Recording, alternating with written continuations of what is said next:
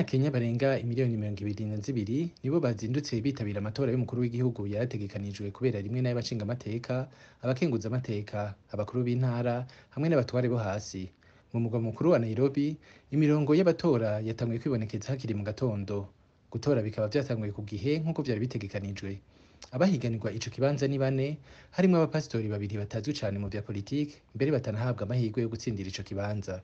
Abagabo babiri, William Ruto asanzwe ari icegera c'umukuru w'igihugu hamwe na Raila Odinga, inararibonye muri politike y'ico gihugu, nibo bahabwa amahirwe yo gutsindira intebe y'umukuru w'igihugu icicayeko Uhuru Kenyatta gushika uno munsi. Abo bagabo babiri bariko bahiganira iyo ntebe baregeranye mu mahirwe bahabwa n'abahinga mu vyo kubaririkiza ibizoba ivyo bita sondage mu gifaransa.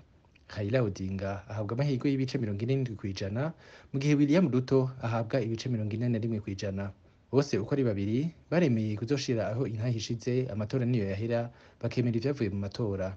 Raila Odinga bukaba bugize ubwa gatanu ahiganirwa ico kibanza, mu gihe William Ruto nawe bubaye ubwa mbere ahiganiwe iyo ntebe y'umukuru w'igihugu. Mu gihe hoba yandi matora yo gutatura abo bagabo babiri yoba mu minsi itarenze 30.